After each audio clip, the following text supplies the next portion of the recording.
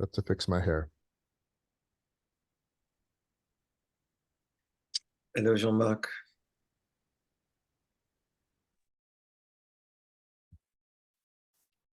Welcome, everybody. It's great to see you. Hello, welcome.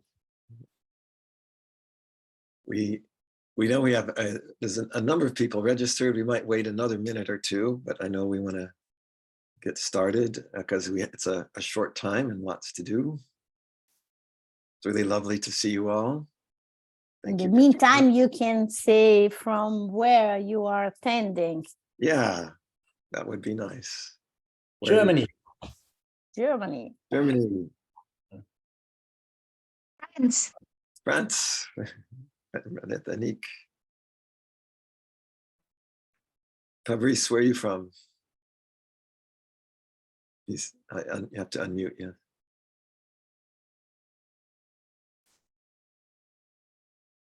Swiss. Okay. I was hoping he would act it out, but I'm over in the pond in Toronto, Canada. In Toronto, wow. Canada, wow. Yeah. And Jean-Marc. From Belgium. From Belgium. Belgium. Right. So we're covering a lot of territory here. And there are some other people that with the camera off, so we can't. Hi, this is Tanchuddin. I'm from India. From India. From India, welcome. Yeah, welcome.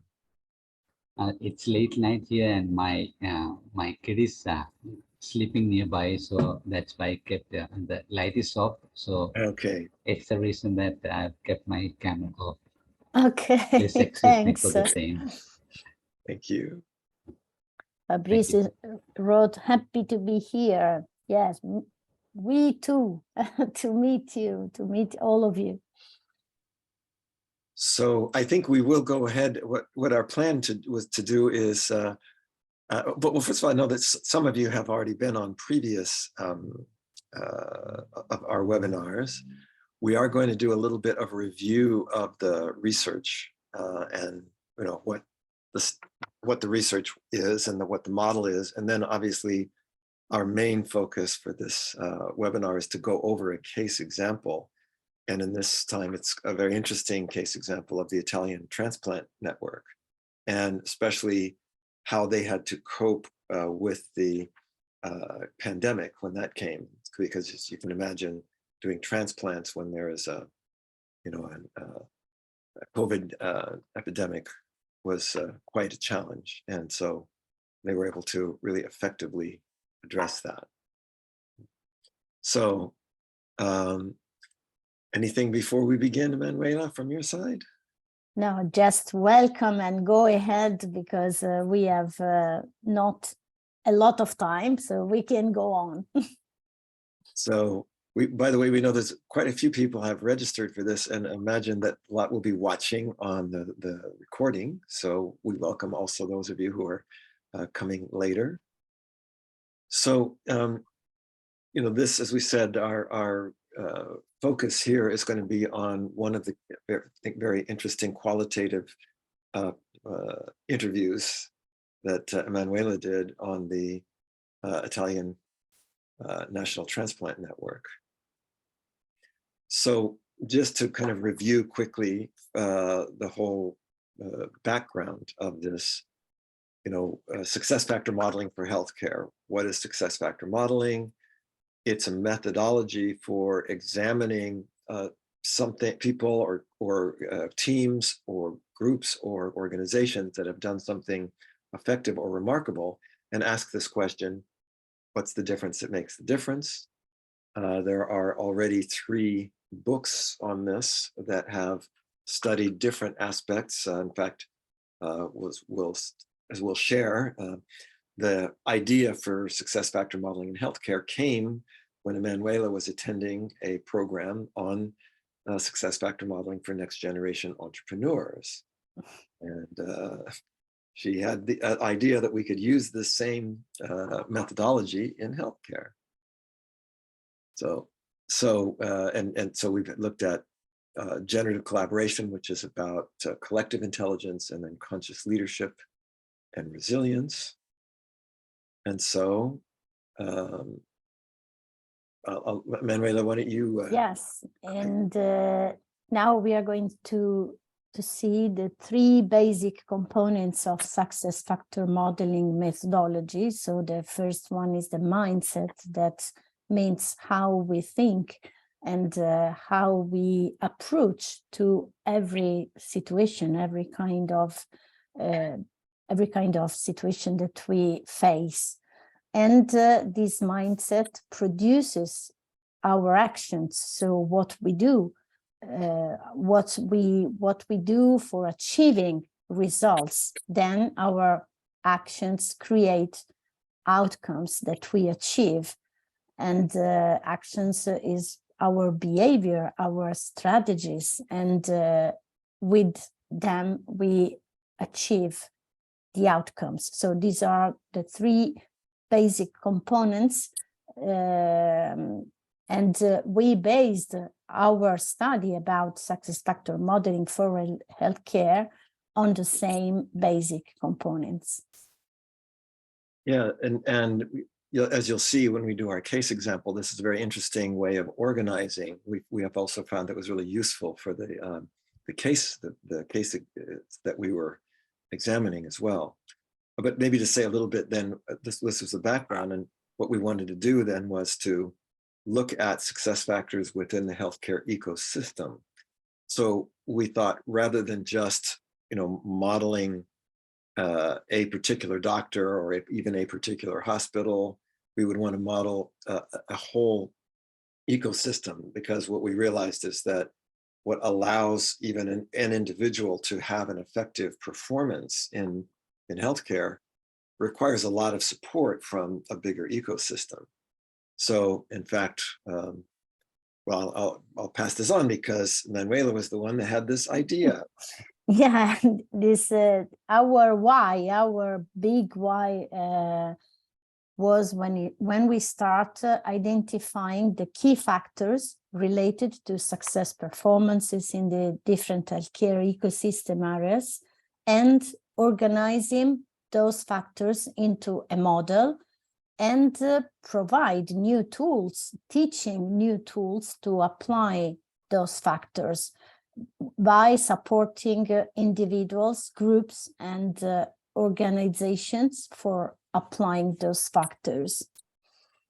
And so we did this, we started this actually just before the pandemic. It was interesting. We did a first conference in Rome, and then of course the pandemic hit. And actually, interestingly, from a success factor modeling perspective, having a crisis like that actually allows you to see more clearly what are some of the success factors, because you can see who succeeded during this challenge and who didn't.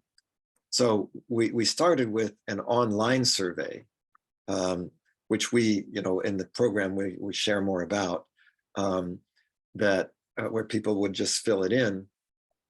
And then there was a second survey if people wanted to go a little bit more deeply. And then there was a third phase where we actually did sort of face-to-face interviews. These were the qualitative, interviews of our particular, we felt were particularly interesting or important case example. And who?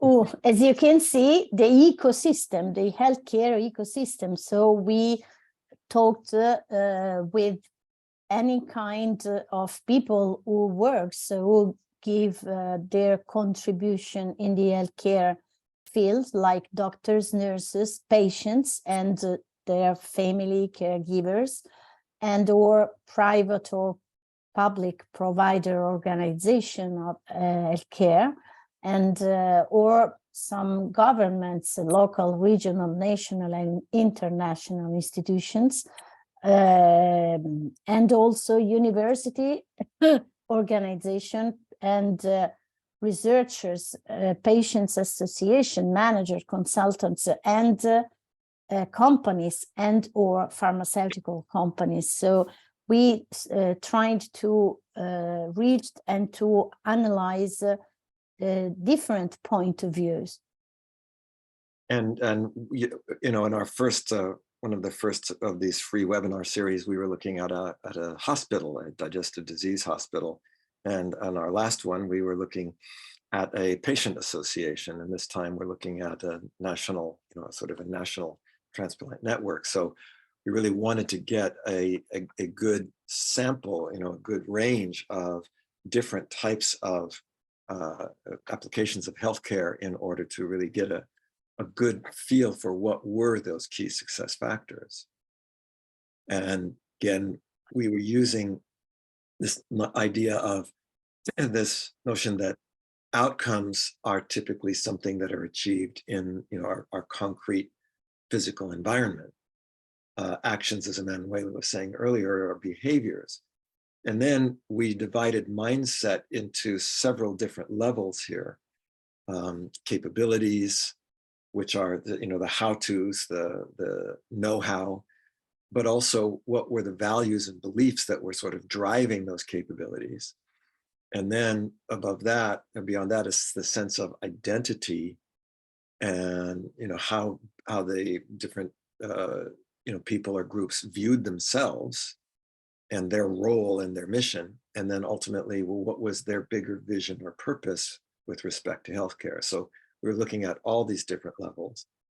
And we're not going to go over all this. We go into that again in more depth in the class, but there was also a common factor of a passion for healthcare that came out. And that was also what started the study to begin with, was this passion.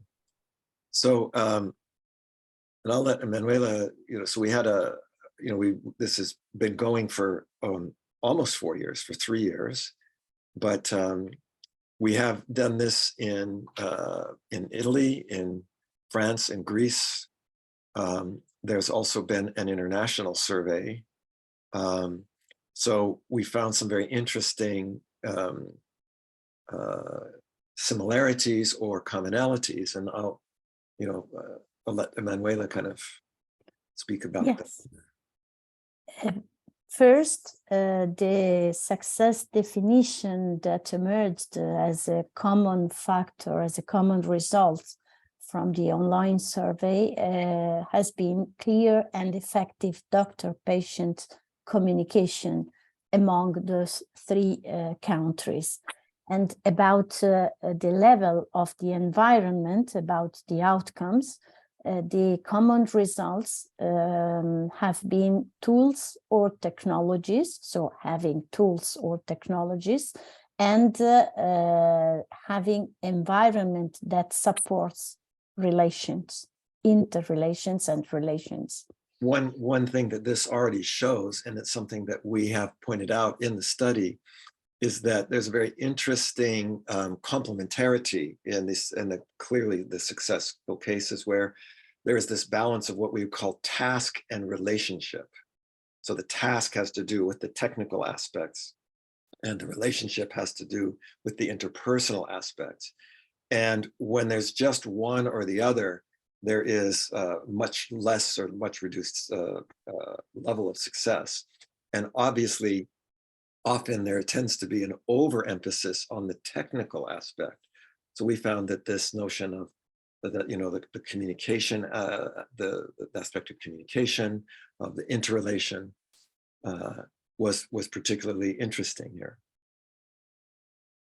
And then on the level of behavior, about the key actions, the common results has been involvement and collaboration about all the actors.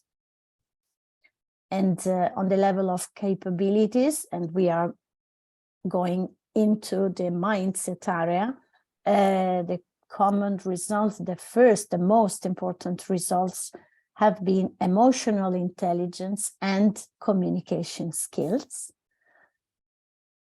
While on the level of values and beliefs, we are responsible for our success. One of the beliefs of people and patients come first.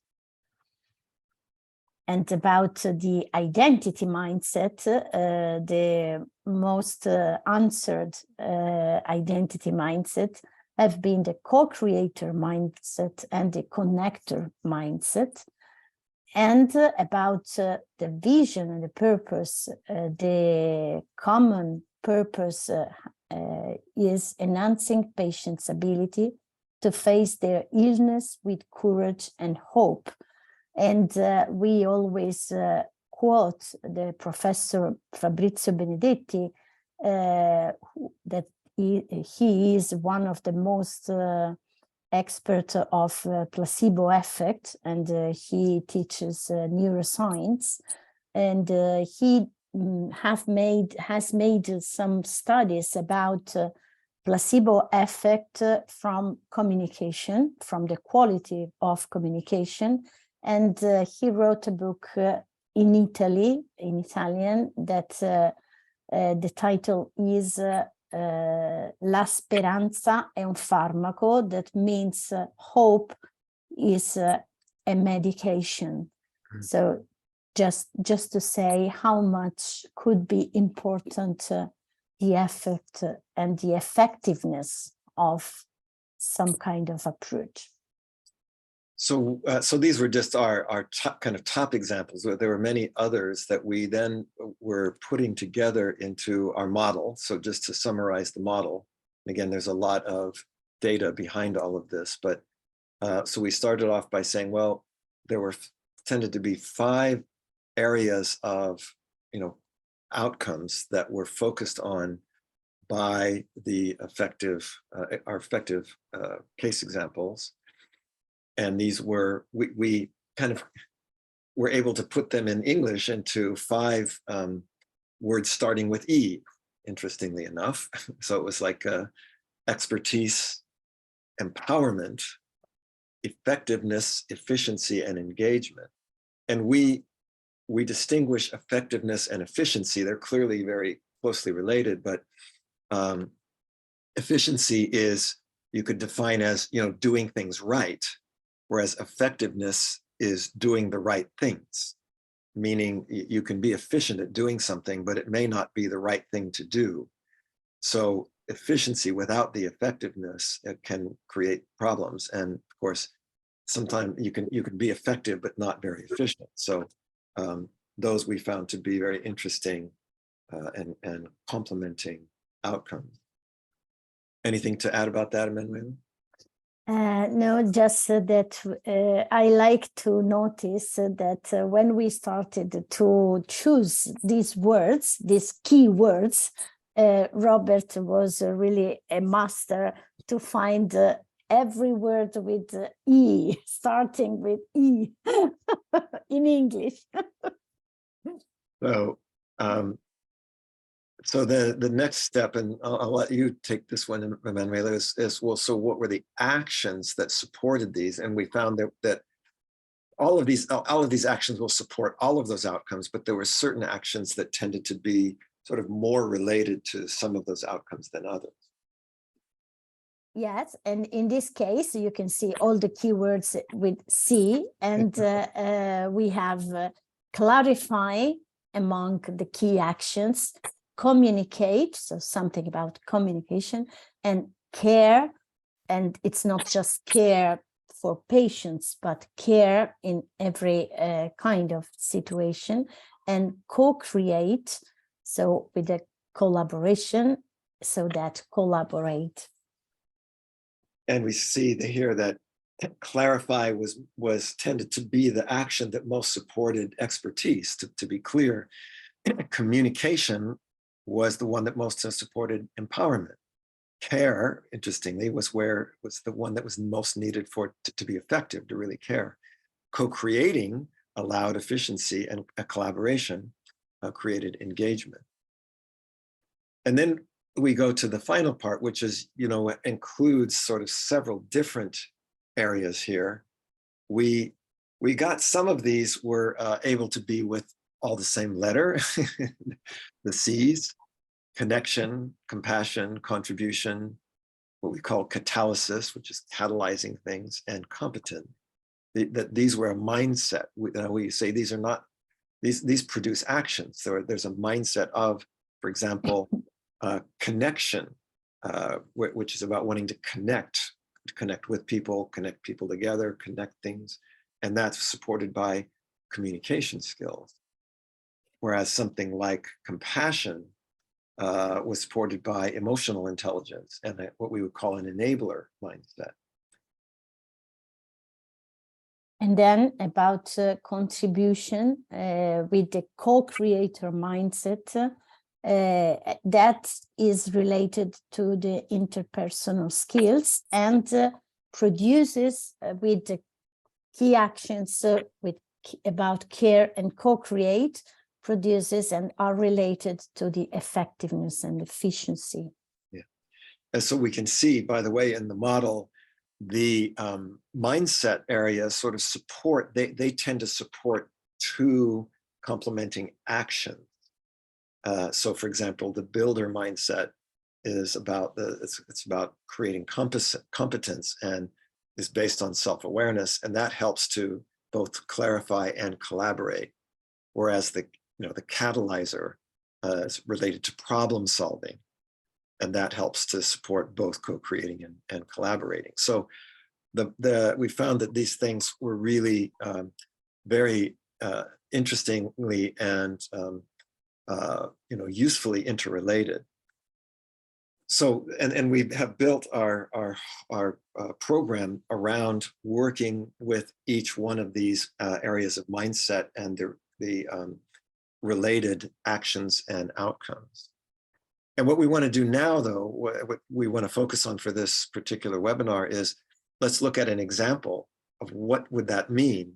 How might we see how this model looks in an actual expression? And so that's why we wanted to take the Italian National Transplant Network. So I'll pass that over to you. Yes. So these are two men. One is the former director of the National Transplant Center in Italy. And on the right, we have the actual director of National Transplant Center. And when we talked with them about their case example, we asked about the origin, when this center was created and how they faced the COVID-19 emergency. And I really love this case because as probably some of you already knows, I did a liver transplant almost 20 years ago, and I could live on my skin, on my life, the efficiency and the effectiveness of this network, because I had an acute hepatitis caused by a medication, and I needed a liver transplant in emergency. And what we discovered during our analysis has been that really this center has been created based on a vision, based on some specific values. And now we are going to explore this together. So if we start with the idea of the outcomes, expertise, we kind of characterize as that each team member knows their tasks and roles, whereas empowerment involves a good relationship and interaction between team members. Effectiveness, Manuela was talking about the importance of efficiency and effectiveness. Effectiveness requires a very clear and effective physician and patient communication, whereas efficiency is efficient and effective health provider organizations, so kind of the support. And then engagement is obviously all actors are involved. So if we look at the transplant network, and we were saying, well, what were your outcomes? And they started with this basic idea, and I'll let you kind of take the lead on that, Emanuela, but this idea to implement new laws about transplant. Yeah, because this was one of the key outcomes that the former director wanted to achieve. And about the key factors, we discovered, you can go on with the, yes, and that they wanted to achieve a standardization of donation and transplant activities, because at the beginning it was something extraordinary. It was something that was not in the ordinary activities in the healthcare, and they wanted to give it a structure and then do more transplants. So that was build a service for all, and not just the elite, because the National Transplant Center is a public organization, is an institution about healthcare, and achieve credibility about several levels: institutional, technical, and operational level, and towards association and the public, the citizens, and become a model of health engagement. They also received, they have been acknowledged with a gold medal of merit in healthcare for the quality of their job. And we see, by the way, how these different specific outcomes relate to some of the bigger categories. That expertise is what allows to achieve credibility, but also achieve the standardization of donation and transplant activities, whereas efficiency and effectiveness are what's going to allow them to do more transplants. And by the way, we found, as I said, that by doing this kind of modeling, the institutions themselves were also kind of gained insight into what they had done that was effective and what they would need to continue to do. So the next part was, well, how did they achieve this? What were some of the actions? And so, Manuela.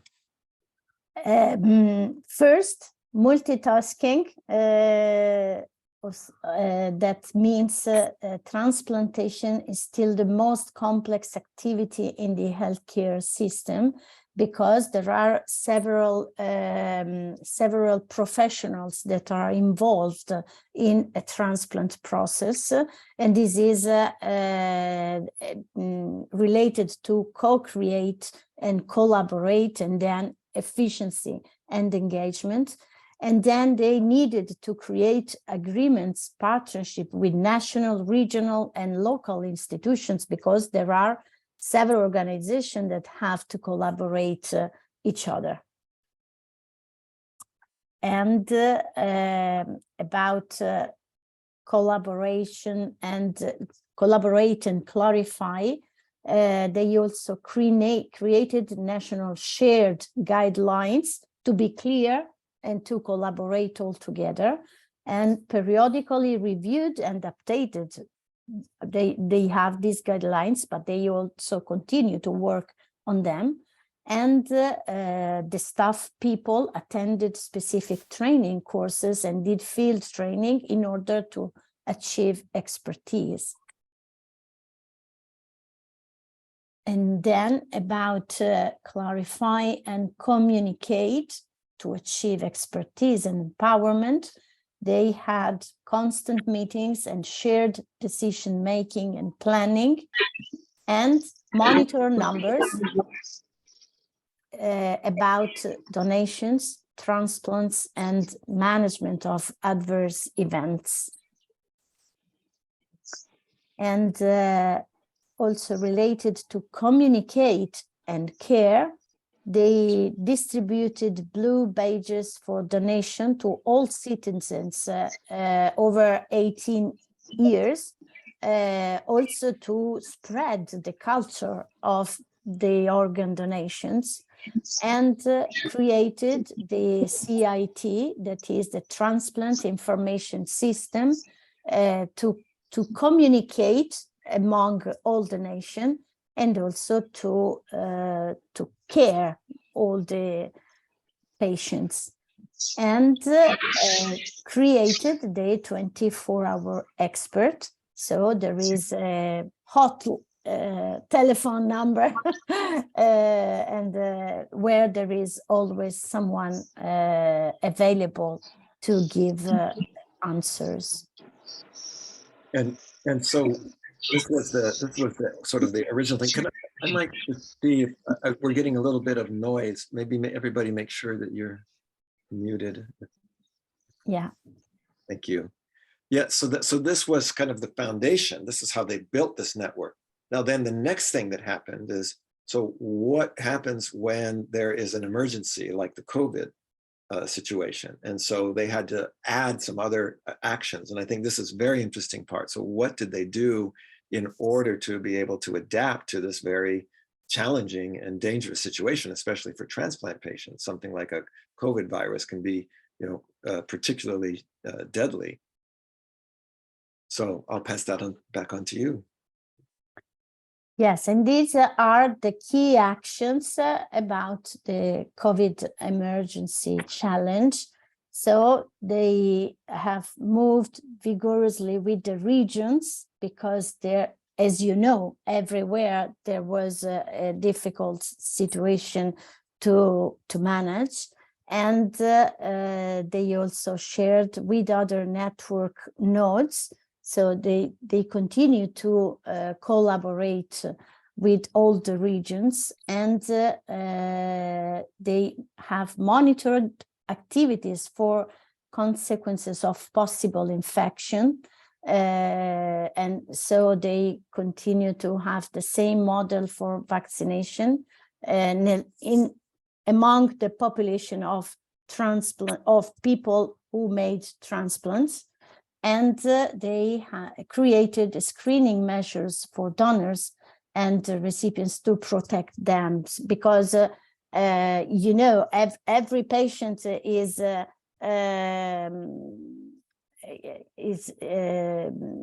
difficult, could have an infection, but the patients that made a transplant or have to make a transplant, they often are more fragile than others, because they have a low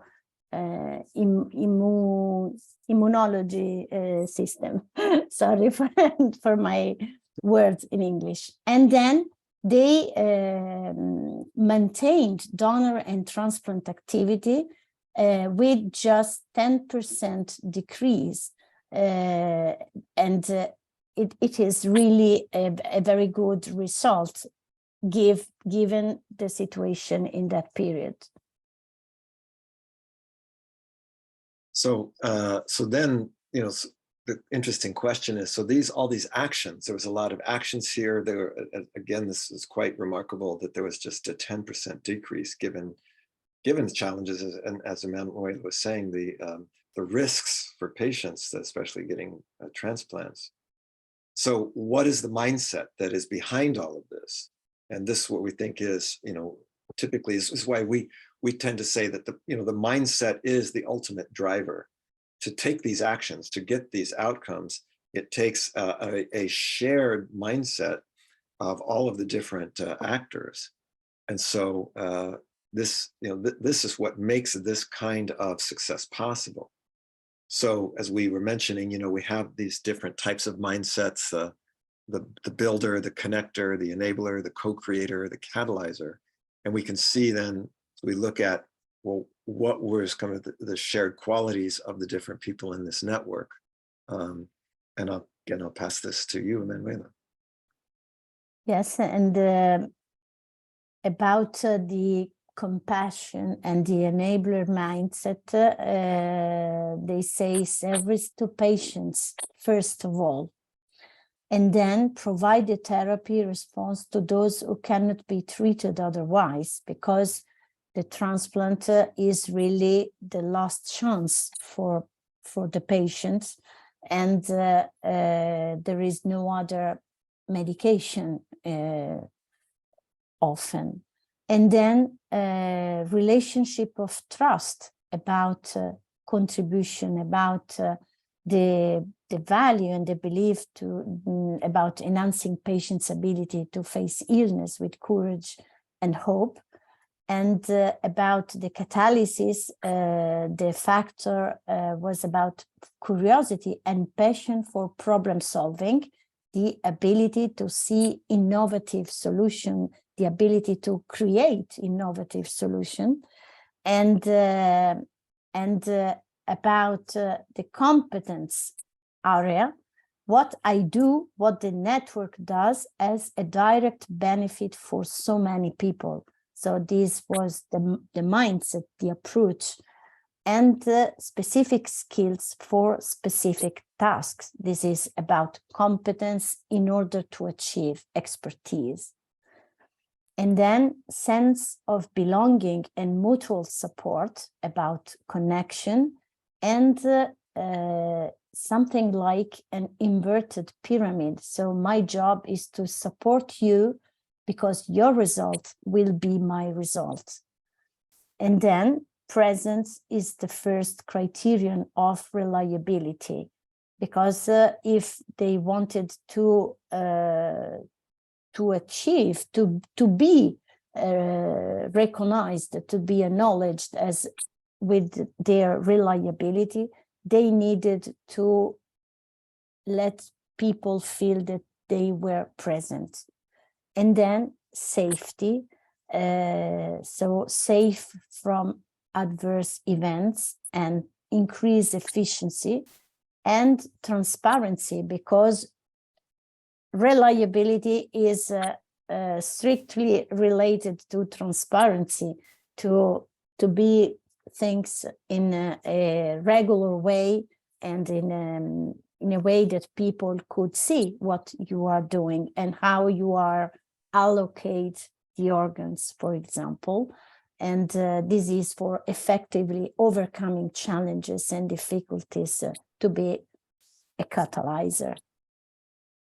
So we see these are these key aspects of a shared mindset by everybody in the network, that when you can have this kind of, common focus, that's when you can really achieve these things. You can be, achieve the level of expertise, the level of engagement, of efficiency, effectiveness, and empowerment.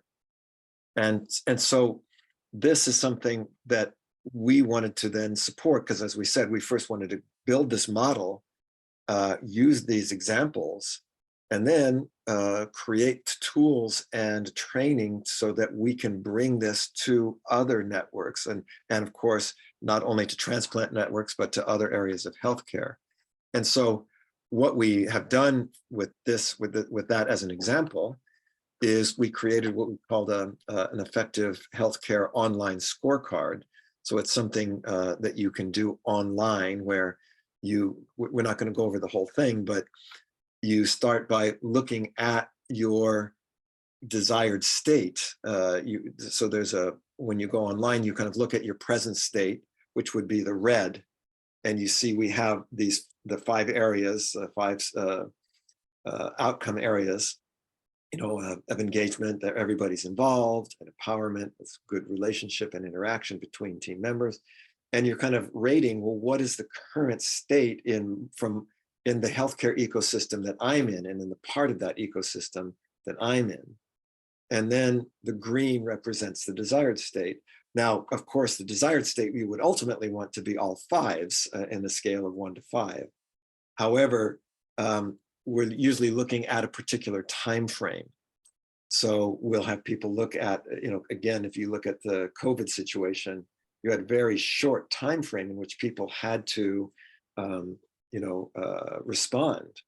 So we, of course, in the end, we would like everything to be 5s, but as a realist, we're looking at, well, what is it that needs, what's the minimum that needs to happen? And then given this scorecard, we are able to say, well, here's some of these areas for improvement. Once again, in each of these, the green represents a rating of a desired state, some of which we are able to determine from our model. The person filling out the online assessment does not have to figure all of that out, of which parts of mindset that need to be increased. In fact, that's something that we do based on which outcomes they want to increase. We know, well, which actions are going to be necessary to do that, and then which areas of mindset. So this is very interesting tool to use because it helps to get a sense of, well, where is this particular ecosystem? What is its present state? What's its desired state? And we have a kind of we're working on creating a collective example of this. Anything you'd want to add to that, Manuela? No, I'm okay. I have just put in the chat the link for the online assessment if someone wants to try it. To try it, yes. And what do we do with that? So this is really, as we said, so this is one of the tools that we use to help people get a sense for, well, what's going on in the particular part of the healthcare ecosystem that I'm in. But then if we want to improve it, what do we do? And this is where we created our series of effective healthcare mindset skills training. Because we choose to focus on mindset because we know that the way that the actions and the outcomes are going to be expressed will be, more specific to, is it digestive disease? Is it transplant? Is it, something else? Is it heart disease or diabetes? Or just other types of health and healthcare. But we figured it's the mindset that is going to create the right type of actions to achieve those, the best outcomes. So we have developed this training. We did our first version last year, and Jean-Marc was part of our group. And we start with the connector mindset, which is all on communication skills, using communication to clarify and increase expertise, and empowering others through effective communication. And so the way that these programs work is that there are 2 days, roughly 4 hours. We will go through and adapt how this looks for healthcare. What does that mean in specific healthcare, context? And people then are also working on our attendees are working on their own applications in their own part of the healthcare ecosystem. Anything to add about that, Amanda?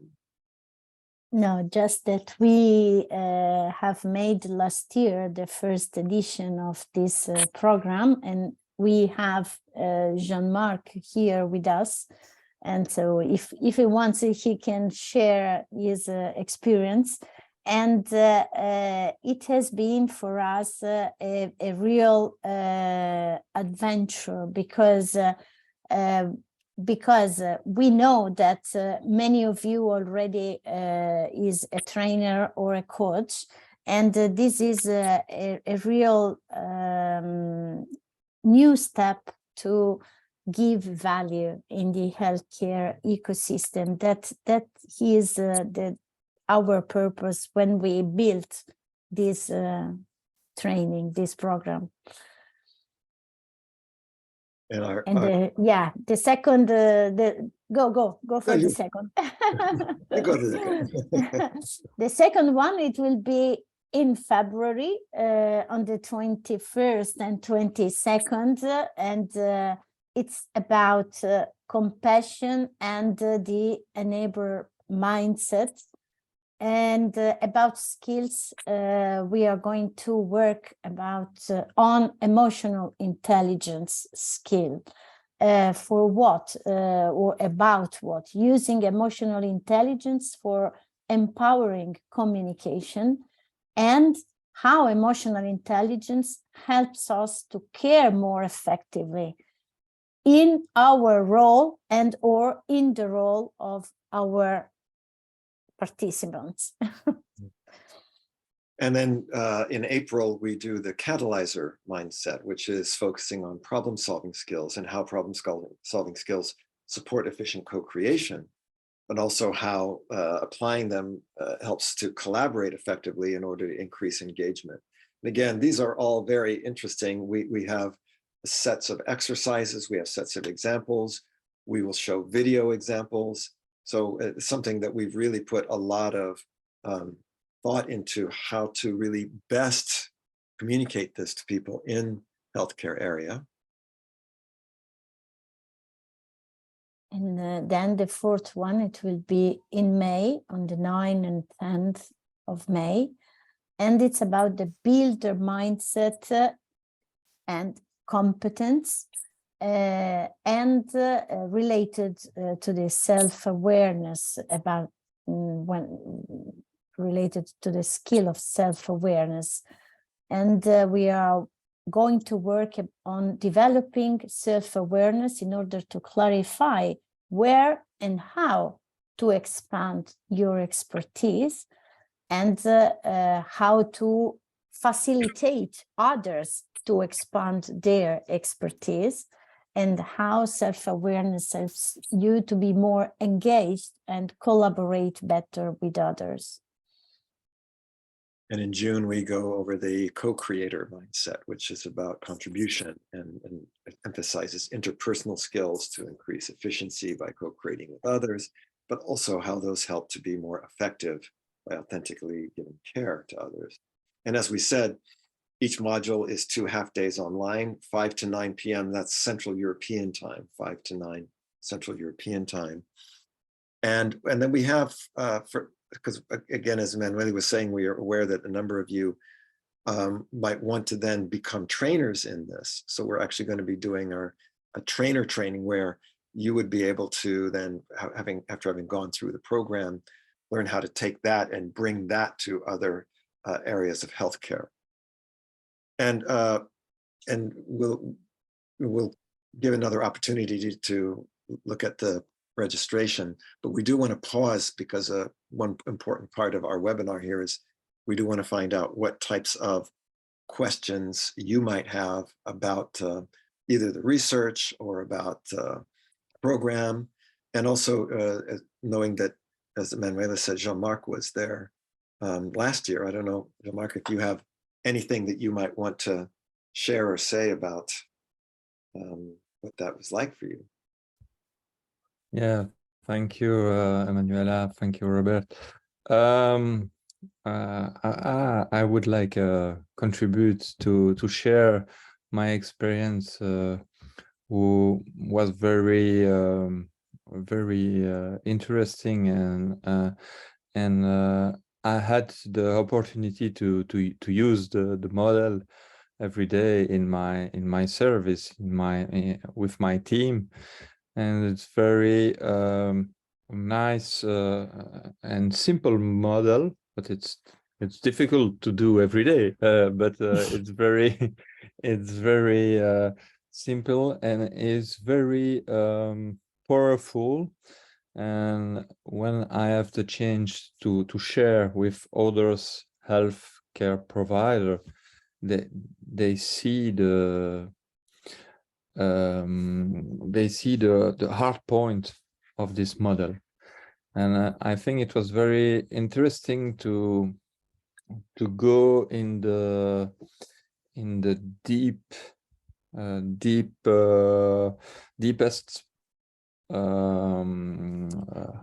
how can I say, deepest of this model, because we have many in each item.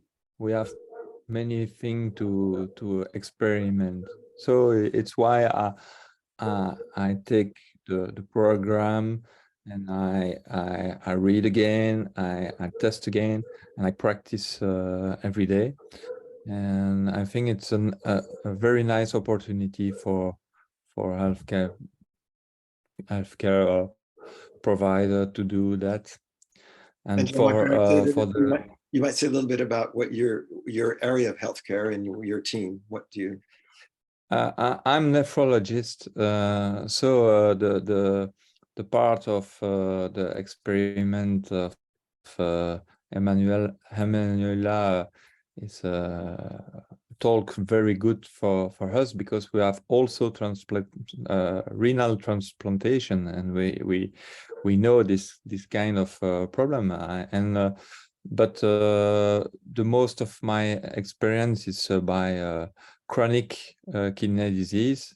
Some people like dialysis, so we have a good opportunity to try this, but it goes in every kind of profession, health profession, because it is the basis, the core, the heart of the healthcare. Simple. So it's a nice way to talk to everybody, and the nurse are receptive about that. The patient are receptive. All people are receptive, because it's simple, but it's strong, and it's a very, very nice. And that's why I want to go deeper and deeper and deeper. Thank Because you so much. it looks so simple. It looks so simple, but it needs to. And also, I want to see that the group during the formation was a very nice experience, because we share all of with different culture, with different point of view, with different formation, and we keep a nice moment together, and I think it's very important to feel that and to share that.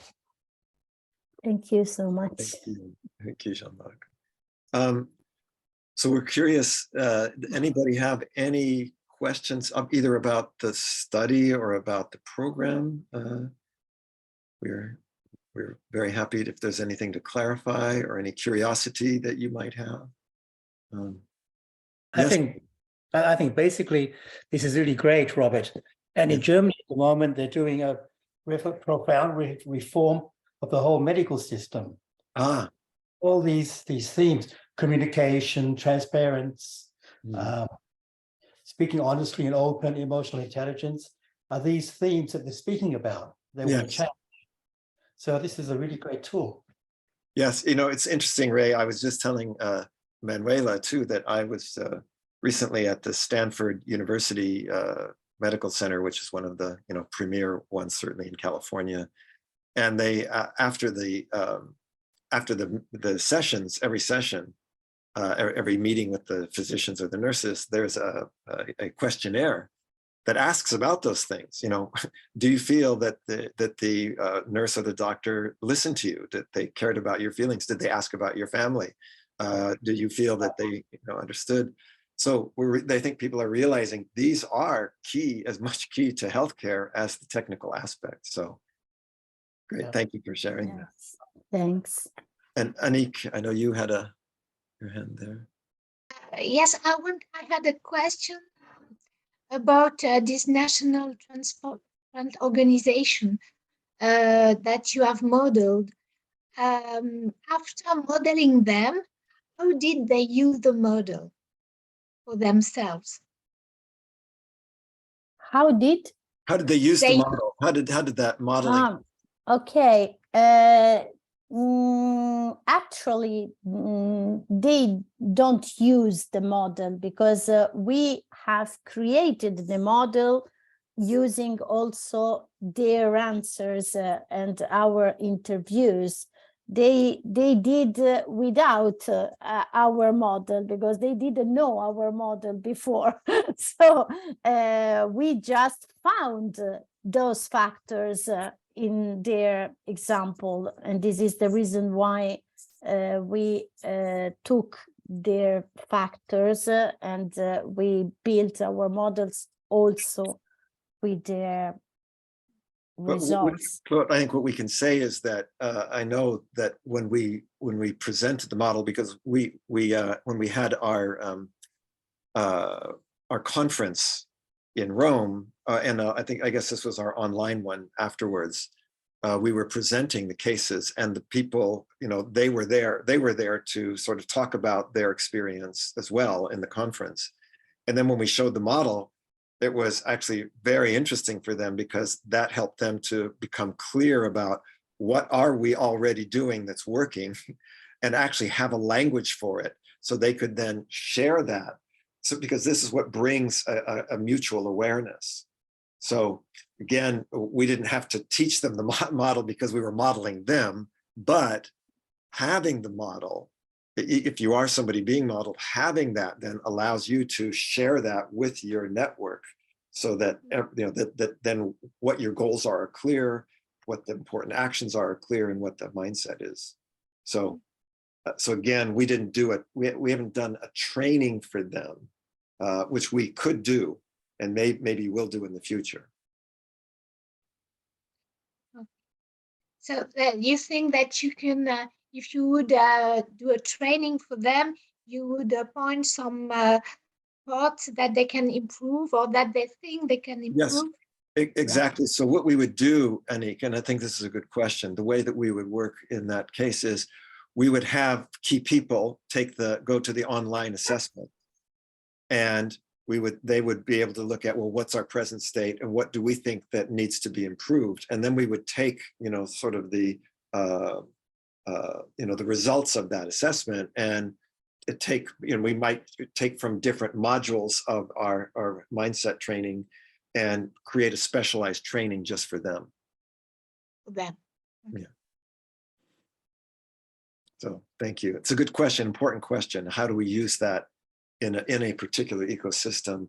We would have people take that online assessment, find what are the key areas, and then bring a focus to that area and do a specific design. Also here in Germany, the most strongest argument is economical. It costs much money, the whole medical system, and changing the system will also cost money.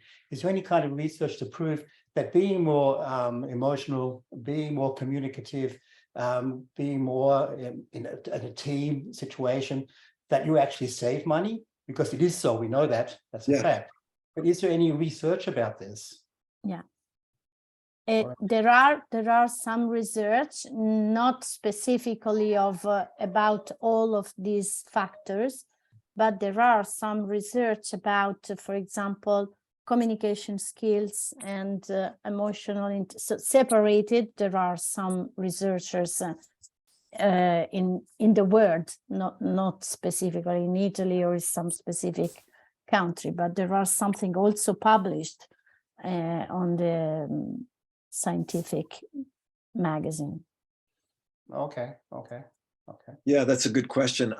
As you say, Ray, we know that, and I'm pretty sure I can do some looking around to see, like Emanuela says, that they haven't, obviously, since our model is new, it hasn't been studied in that way. However, things like communication, things like problem solving and emotional intelligence, I'm sure will show that that's going to have a greater impact, and meaning that it will also reduce costs and reduce treatment times.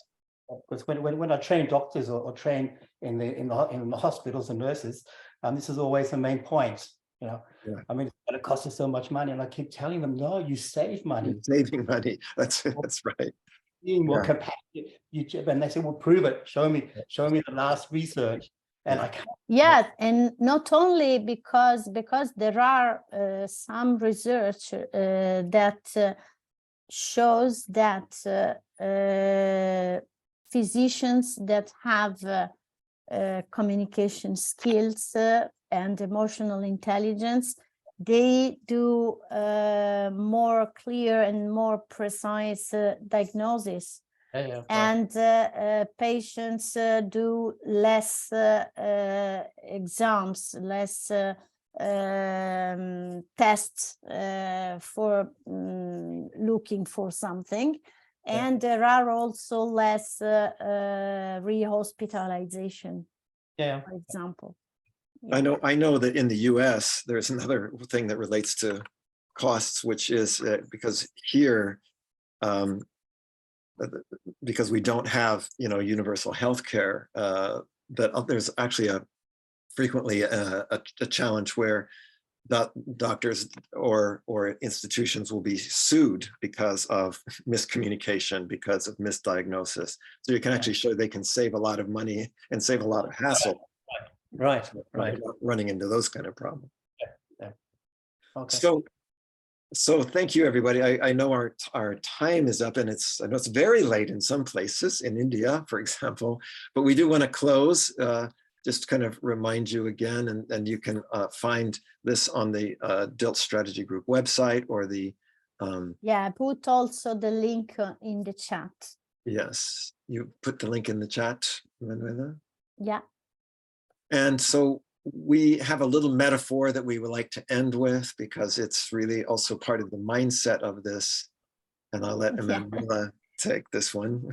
Yeah, this is the metaphor that we have chosen from the beginning. That is that's what we are in this project, like candles, because thousands of candles can be lighted from a single candle. And when we started, we were really alone, Robert and I.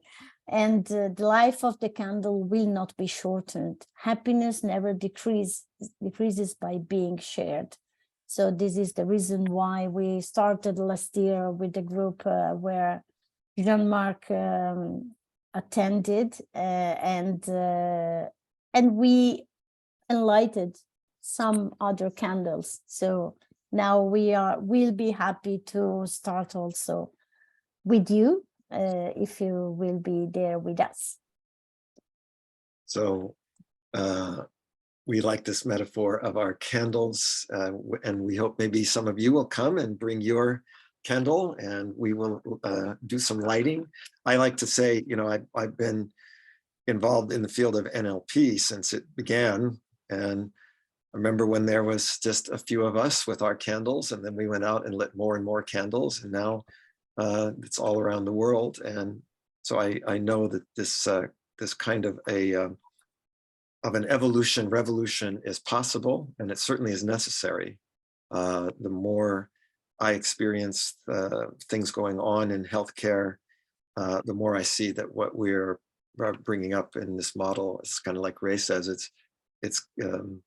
it's so important. So we look forward to, if you choose to join us, we look forward to seeing you then. Thank you for joining us today.